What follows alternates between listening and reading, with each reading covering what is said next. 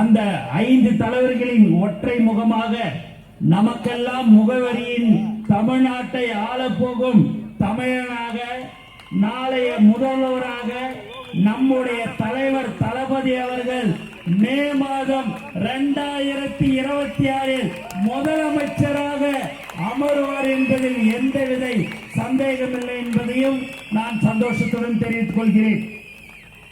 இந்த மக்களுக்கெல்லாம் திரையில் நான் உயர்ந்த இடத்துக்கு வர வேண்டும் என எண்ணி வெற்றி பெற செய்தார்கள்.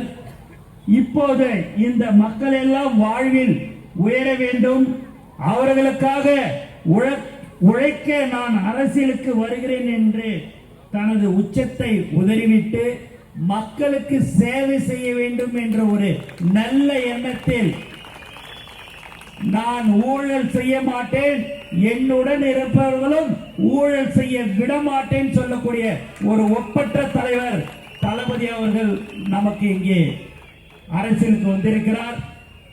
மற்ற கட்சிகளில் எல்லாம் பணம் படைத்தவர்கள், வசதியானவர்கள், 5 கார் எல்லோருக்கும் வைத்திருக்கிறவர்களுக்கு மட்டும்தான் மாவட்ட செயலாளர் பதவி,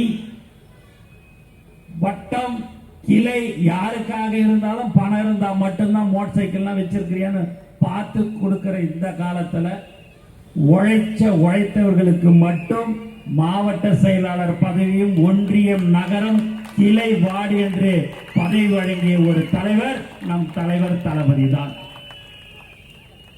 நமக்காக மக்களுக்காக அரசியல் வந்துள்ள நமது தலைவர் தளபதி அவர்களை முதல்வராக வெற்றி பெற வைக்க வேண்டிய கடமை நம் எல்லோருக்கும் இருக்கிறது. 2026 தேர்தலில் தலைவர் தளபதி அவர்களை தமிழ்நாட்டின் முதலமைச்சராக அமர வைப்பதற்கு அடுத்து வரும் 50 நாட்கள் நாம் உழைக்க வேண்டும். இத்தனை வருடம் நாம் உழைத்தது பெரிதல்ல. இந்த 50 நாள் உழைத்தால் கண்டிப்பாக தலைவர் தளபதி முதலமைச்சராவது உறுதி என்பதை இங்கு நான் தெரிவித்துக் கொள்கிறேன்.